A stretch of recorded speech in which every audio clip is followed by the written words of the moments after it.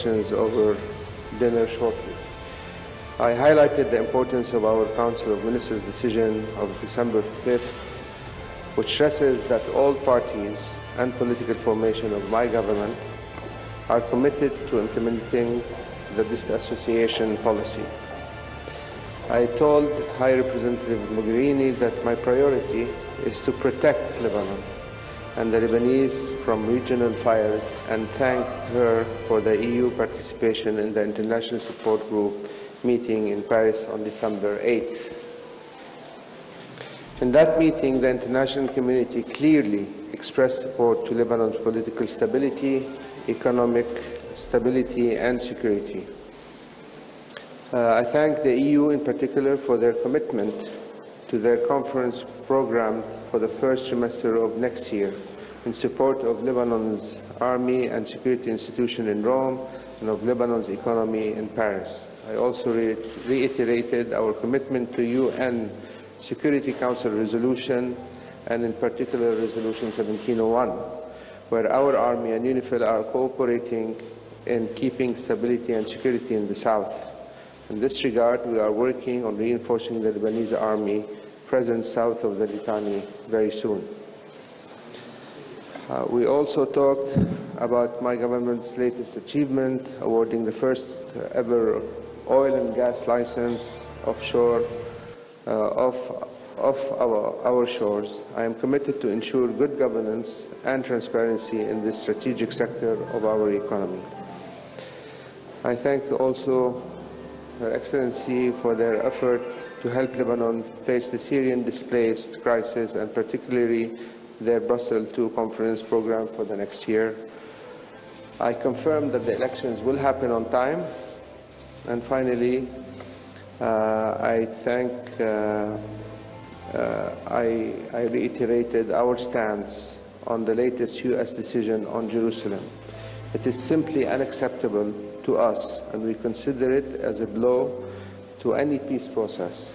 My government remains committed to the Arab Initiative of 2002, based on a two-state solution with Jerusalem as the capital of Palestine. In conclusion, allow me once again to thank you and welcome you in Lebanon. Thank you. Thank you very much, Mr. Prime Minister. It was only natural from my side, a friend of Lebanon, representing the European Union friendship to Lebanon and to you personally, to be the first high official from the international community to come and visit you here in Beirut after your return to the capital of your country. As you said, for the European Union, it was a priority to support you in your mission to protect Lebanon. For us, it has always been and will continue always to be a priority to preserve and continue to build Lebanon's strength, independence, economic development, security, and we were extremely satisfied with your return to Beirut and the resumption of the work of the cabinet that you chaired. And I'm particularly happy being here today, exactly one day in which you have a cabinet meeting, to see that institutions are functioning, strong, are delivering for the Lebanese people. This is, I know, your personal commitment, and this is also the European Union objective, to support you personally and the Lebanese institutions while working for the Lebanese people. This is something very important for us. I personally visited Lebanon many times, in times where institutions were not particularly functioning, and I was glad in the last year to see progress in this respect, with a cabinet that is working under your leadership, a parliament that is passing important laws like the electoral reform recently, or working on the budget, and institutions and a president that has managed the crisis in a remarkable manner. So for the European Union, seeing institutions of Lebanon working together, political forces in Lebanon working together in unity, with a strong recommitment to the de-association policy that we now expect to be turned into action, implemented at full and respected, is a fundamental priority as friends, because for us, Lebanon, as you know, is a close friend. The European Union will always be there. We discussed several issues you mentioned, in particular the support the European Union gives to Lebanon, both on the security forces. For us, the work that the Lebanese armed forces are doing is essential. The Rome conference in February will be key in this respect.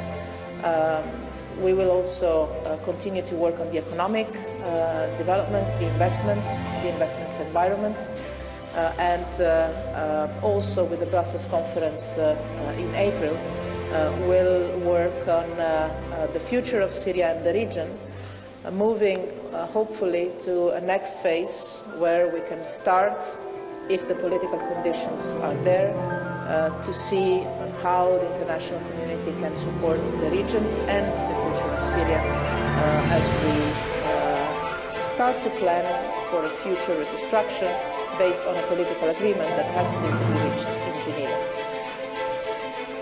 I would also like to spend one word on Jerusalem. Mr. Prime Minister, I fully share your words. Also this, I believe that Lebanon and the European Union stand on the same side, in the same position.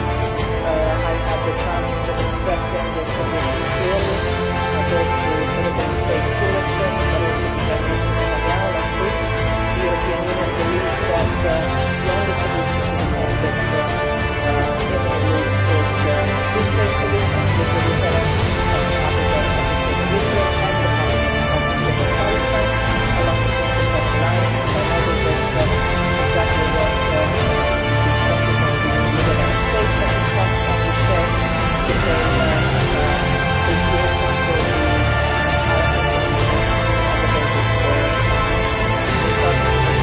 And I'm sure that we will continue to work again, let me stress the fact that I'm personally very happy to see you here in Beirut today, and that for me it was important to come and see you as soon as possible to discuss the way forward of the strengthening of Lebanese institutions, the delivery from the Lebanese institutions of what the Lebanese people want, and to plan the future work that we can continue to do together. And thank you very much for all this time. Lebanon's stability is not just vital for its inhabitants, it is for the entire region, which already has been deeply affected by the violence of the conflicts.